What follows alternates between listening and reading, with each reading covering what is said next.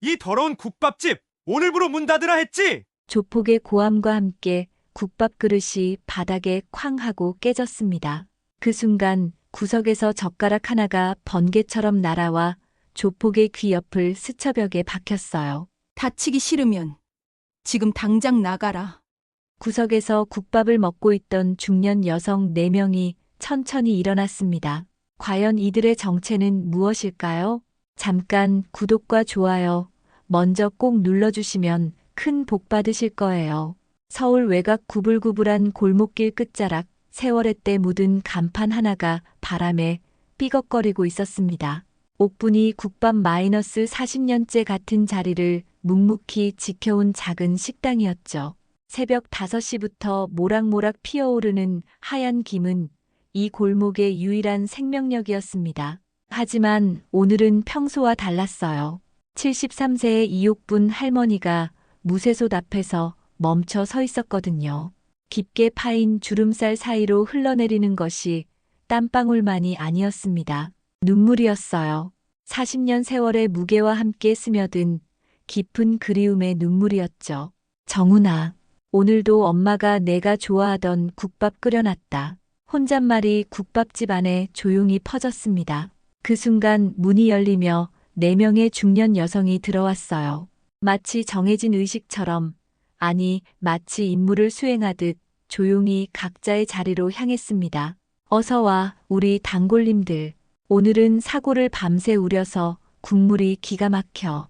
이옥분의 구수한 사투리가 돌아왔지만 목소리 끝자락의 떨림을 놓치는 사람은 없었어요. 가장 안쪽 구석자리에 서민정, 58세, 항상 벽을 등지고 앉아 출입구를 주시했습니다. 마치 언제든 위험이 닥칠 수 있다는 걸 아는 사람처럼. 창가의 박성희는 59세, 밖을 내다보며 주변 상황을 냉정하게 분석했어요. 출입구 근처의 한지영은 57세, 언제든 전투에 돌입할 수 있는 자세로 앉았습니다. 그리고 주방이 훤히 보이는 자리에 정해지는 56세, 이옥분의 모든 움직임을 어머니를 바라보는 딸의 눈빛으로 지켜봤죠. 오늘따라 국물 색깔이 더 진한 것 같은데요? 서민정이 조심스럽게 말했습니다. 목소리는 부드러웠지만 눈빛은 주변을 끊임없이 경계했어요. 할머니가 마음을 더 담으신 것 같아요. 박성희가 대답했지만 시선은 여전히 창밖의 수상한 움직임들을 포착하고 있었습니다. 그때였습니다. 이옥분이 무거운 한숨과 함께 중얼거렸어요. 우리 정훈이도 참 국밥을 좋아했는데 군대 가서도 편지에 엄마 국밥 그립다고, 제대하면 매일 와서 먹겠다고. 정적이 흘렀습니다. 무거운 숨 막힐 듯한 정적이. 내 여성의 젓가락이 동시에 멈췄어요.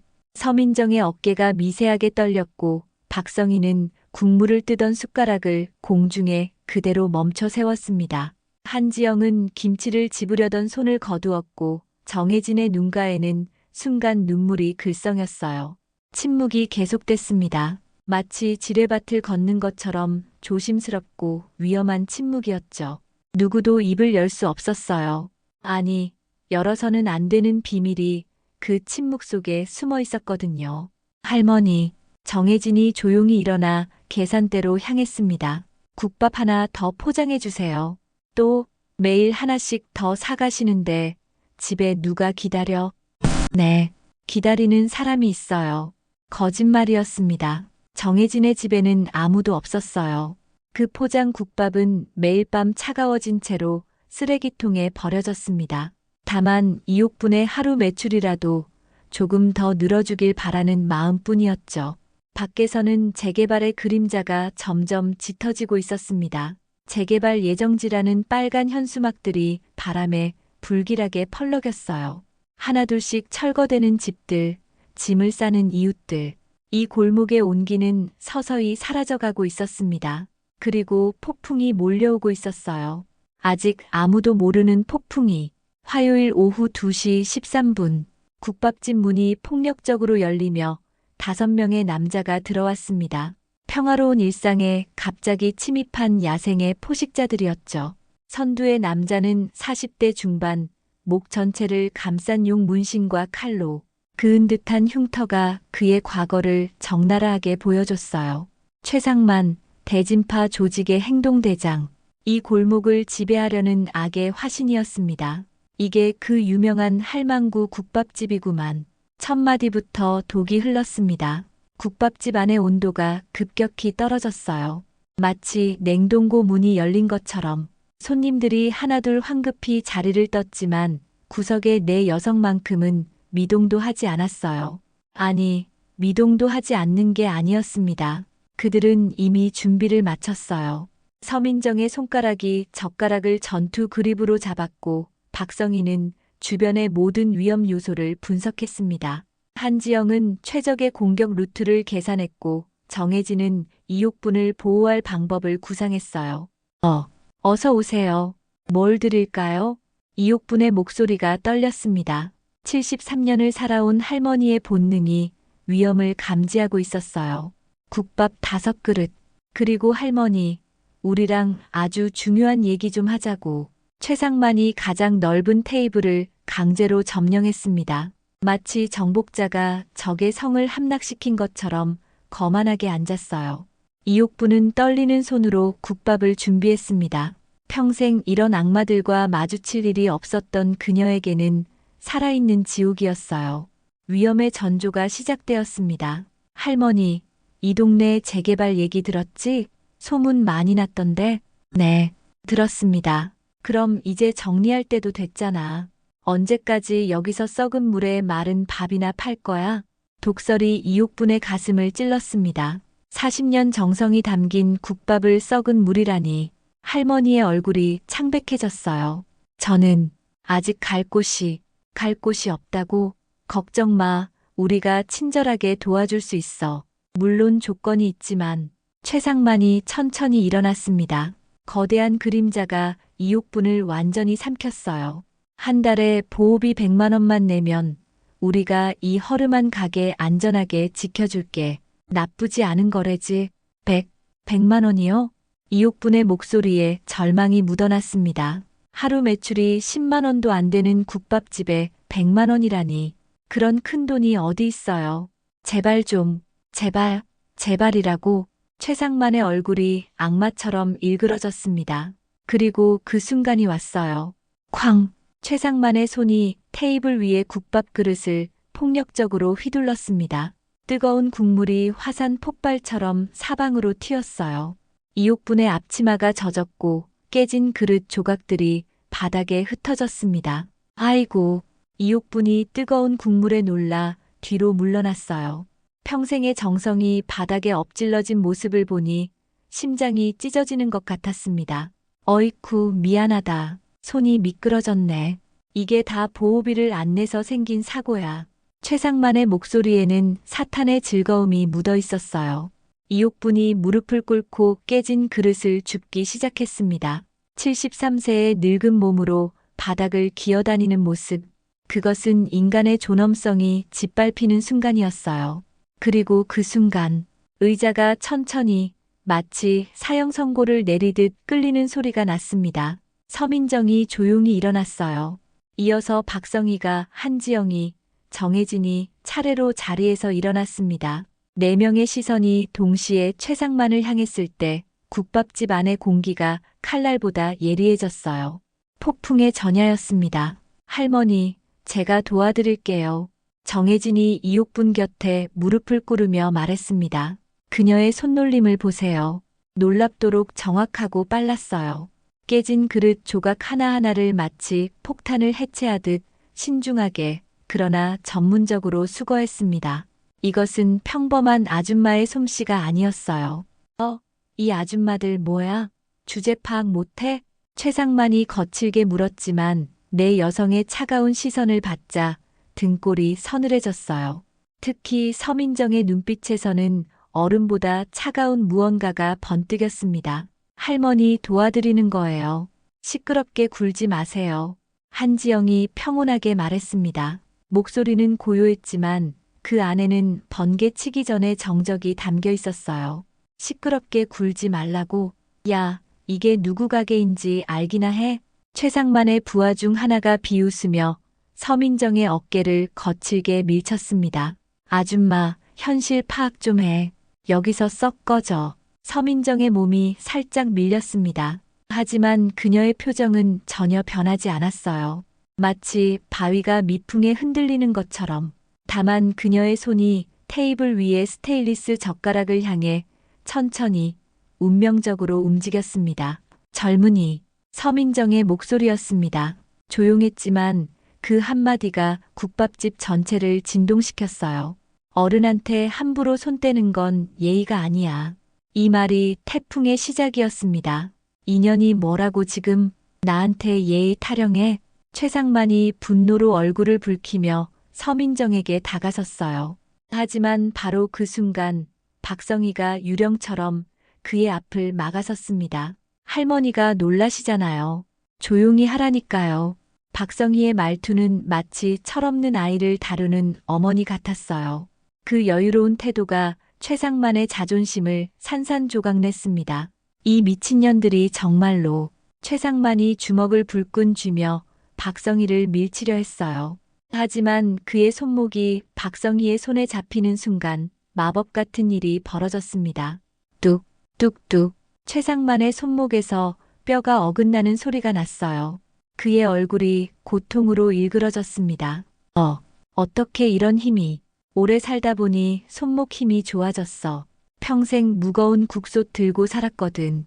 박성희가 천사 같은 미소를 지으며 말했어요. 하지만 그녀의 소나기에서 최상만의 손목이 점점 더 비틀려 갔습니다. 아, 나 달라고. 말로 할 때 조용히 하라고 했는데 박성희가 천천히 손을 놓아주었어요. 최상만이 손목을 부여잡고 고통스러워했습니다. 바로 그때 부하들이 움직였어요. 분노한 야생동물들처럼 일제히 달려들었습니다. 하지만 한지영은 달랐어요. 마치 바람에 흩날리는 꽃잎처럼 자연스럽게 몸을 틀어 주먹을 피했습니다. 그리고 그대로 돌아서며 팔꿈치로 그 부하의 명치를 정확히 타격했어요. 어르신한테 주먹질하면 하늘이 벌 준다고 안 배웠나?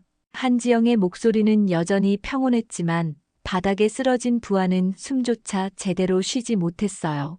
정혜진은 더욱 놀라운 광경을 연출했습니다. 국자 하나로 2명을 상대하고 있었거든요.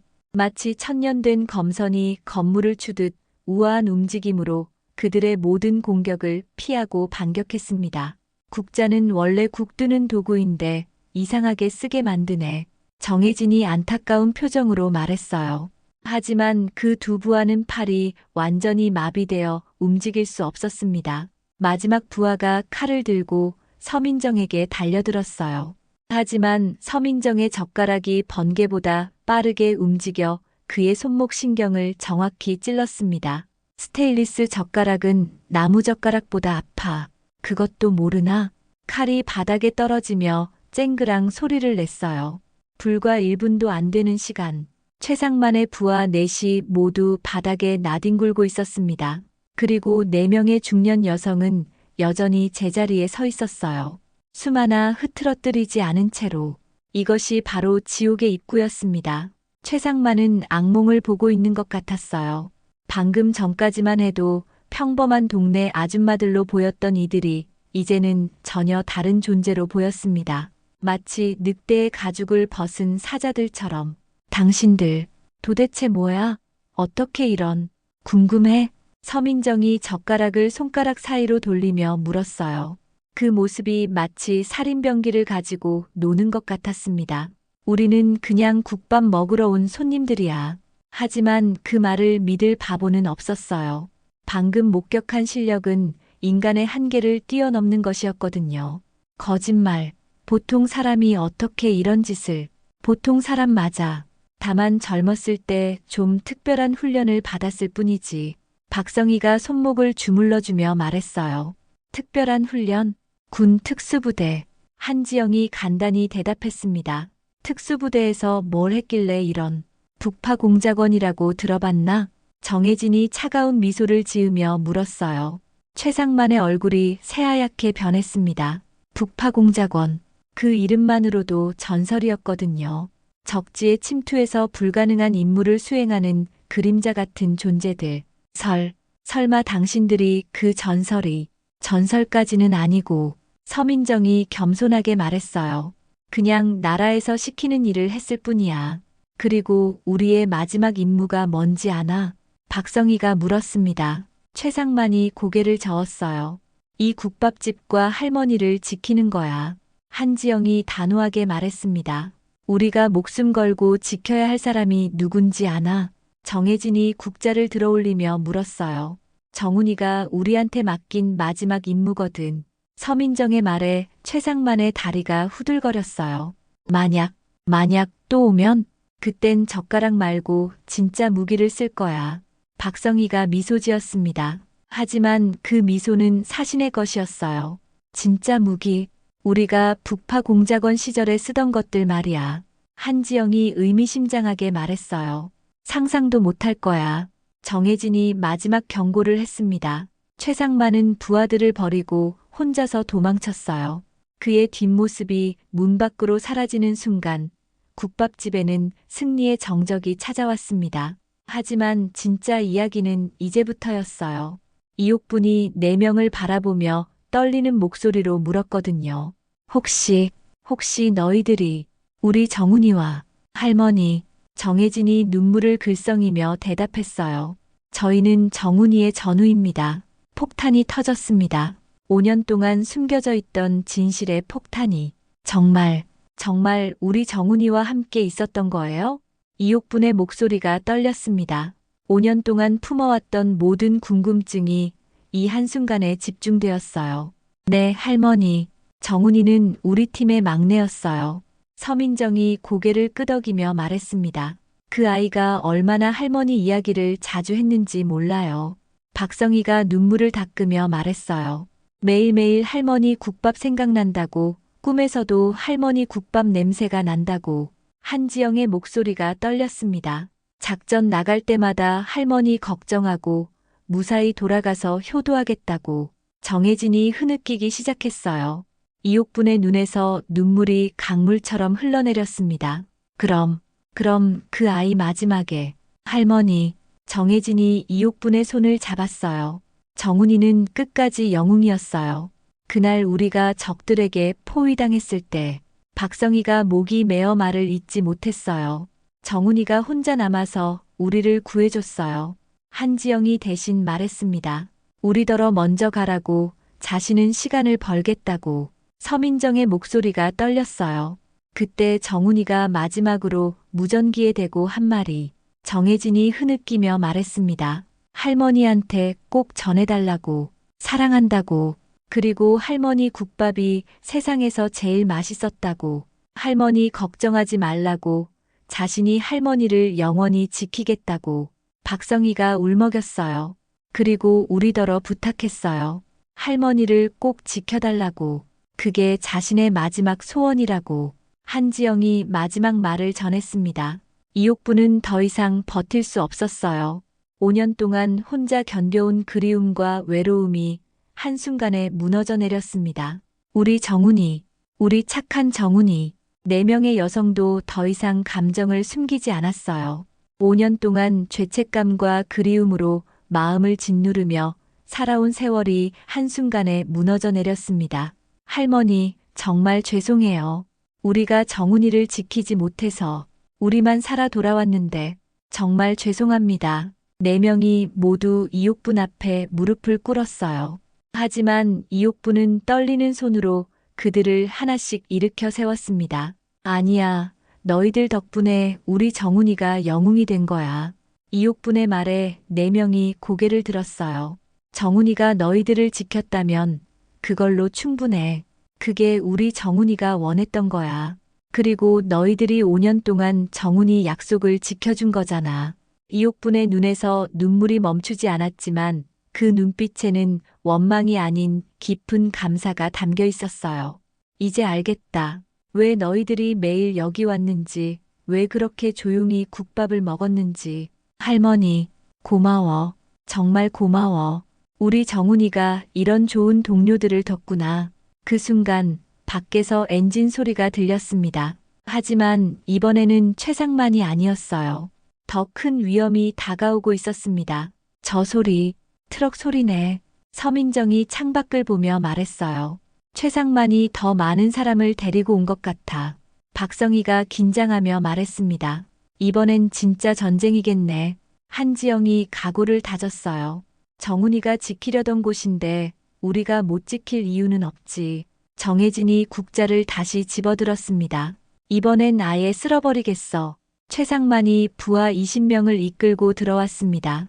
이번에는 완전히 무장한 채로였어요. 야구방망이, 쇠파이프, 심지어 체인톱까지 마치 전쟁터에 온 것처럼. 할망구, 내 손님들 때문에 내가 얼마나 망신당했는지 알아? 최상만의 목소리에는 광기가 섞여 있었습니다. 이번엔 이 가게를 아예 없애버리겠어. 한 명도 살려두지 않을 거야. 하지만 내 여성은 전혀 위축되지 않았어요. 오히려 더욱 차분해졌습니다. 진짜 전투가 시작되는 순간이었거든요. 학습 능력이 정말 없구나. 또 얻어맞고 싶나? 서민정이 한숨을 쉬며 말했어요. 이번엔 우리도 진짜 실력을 보여줄까? 박성희가 미소 지었습니다. 하지만 그 미소는 얼음보다 차가웠어요. 전투가 시작되었습니다. 첫 번째 공격자가 야구방망이를 휘둘렀지만 박성희가 국소 뚜껑으로 완벽하게 막아냈어요. 그리고 동시에 그의 손목을 비틀어 방망이를 떨어뜨렸습니다. 야구는 공으로 하는 거야. 사람 때리는 게 아니고. 두 번째, 세 번째 공격자가 쇠파이프와 체인을 들고 한지영에게 달려들었어요. 하지만 한지영은 도마 하나로 두 명을 동시에 상대했습니다. 마치 방패와 창을 동시에 다루는 고대 전사처럼. 주방용품도 제대로 쓰면 무기가 되는 법이야. 한지영이 도마로 한 명의 명치를 가격하고 동시에 다른 한 명의 다리를 쓸어 넘어뜨렸어요. 정혜진은 국자 하나로 5명을 상대하고 있었습니다. 마치 천년된 도사가 건물을 추듯 우아하면서도 치명적인 움직임이었어요. 국자로 이렇게 많은 일을 할 수 있는 줄 몰랐지?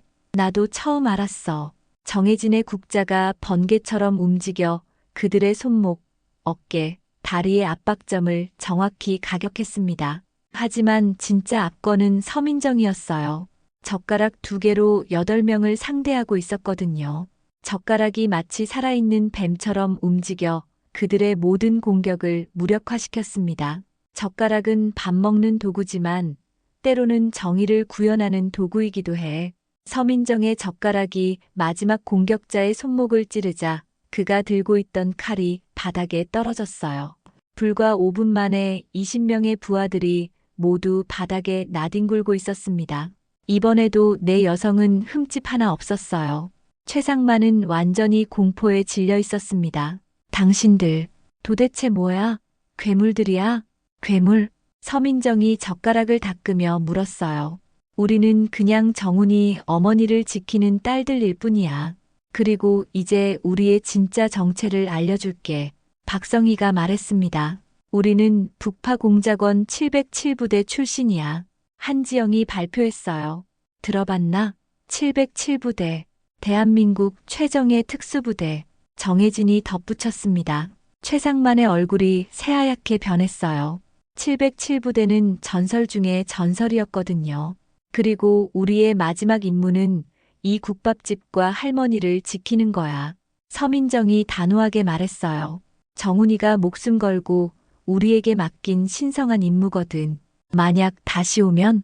박성희가 차가운 미소를 지었습니다. 그땐 주방용품 말고 진짜 무기를 쓸 거야. 우리가 북에서 쓰던 그 무기들 말이야. 한지영이 위협했어요. 상상도 못할 거야. 정혜진이 마지막 경고를 날렸습니다. 최상만은 기어가다시피 하며 도망쳤어요. 그의 조직원들도 모두 상처투성이로 주랭랑쳤습니다. 이제 진짜 끝난 것 같네. 서민정이 안도의 한숨을 쉬었어요. 정훈이도 하늘에서 웃고 있을 거야. 박성희가 하늘을 올려다보며 말했습니다. 모든 적들이 사라지고 나자 국밥집에는 진정한 평화가 찾아왔습니다. 하지만 이제 진짜 중요한 시간이 시작되었어요. 정말로 우리 정훈이 마지막 말이 그거였어요? 이옥분이 다시 한번 확인하고 싶어 했습니다. 네, 할머니. 정훈이는 마지막까지 할머니 생각만 했어요.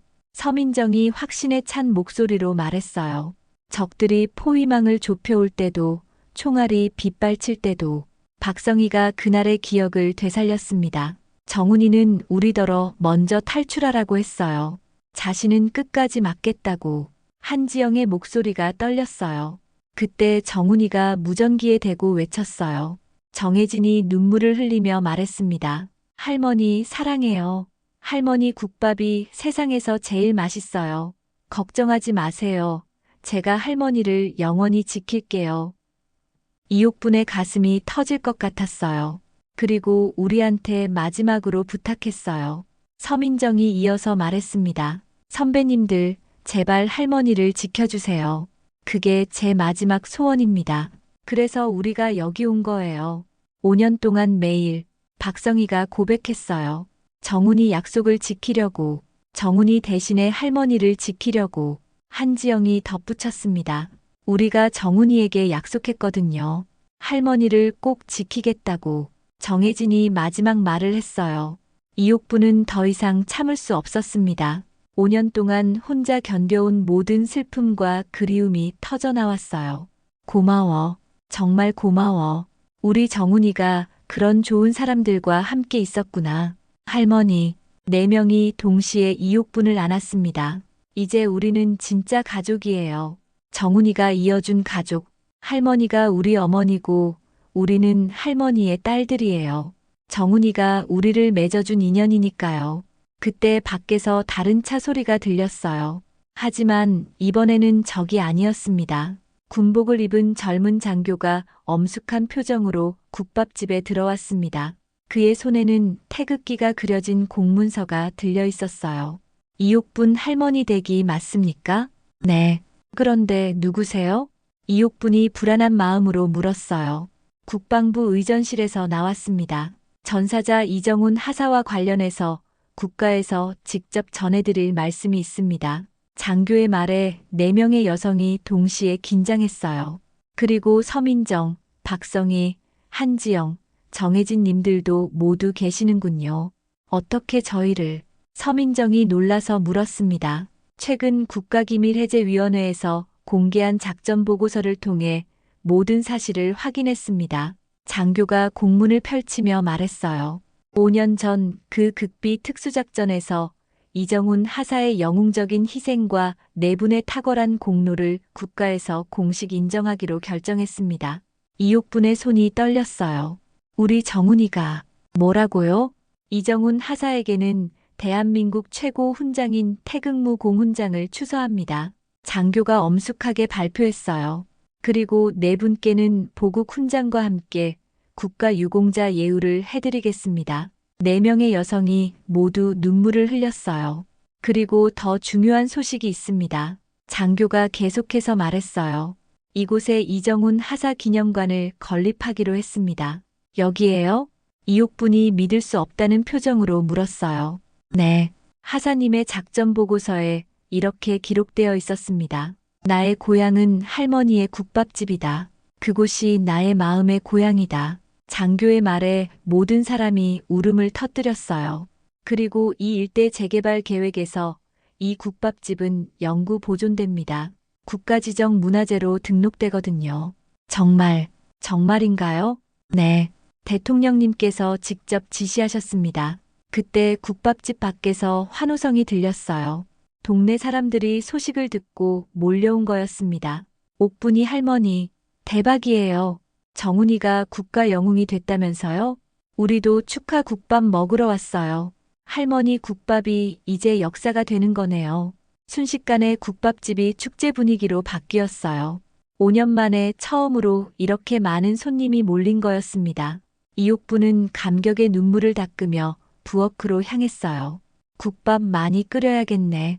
우리 정훈이 축하해주러 온 분들한테 4명의 여성도 일어나 도왔습니다. 저희가 도와드릴게요, 어머니. 서민정이 처음으로 할머니 대신 어머니라고 불렀어요. 이옥분이 커다란 국솥 앞에서 국밥을 끓이며 하늘을 올려다봤어요.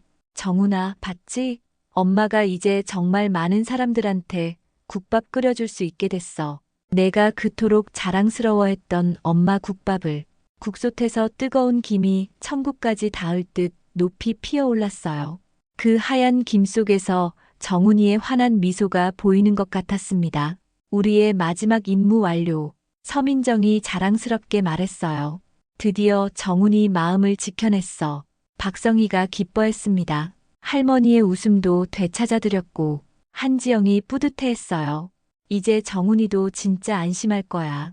정혜진이 확신했습니다. 해가 저물어가는 골목길에 옥분이 국밥집의 황금빛 불빛이 온 동네를 따스하게 감쌌습니다.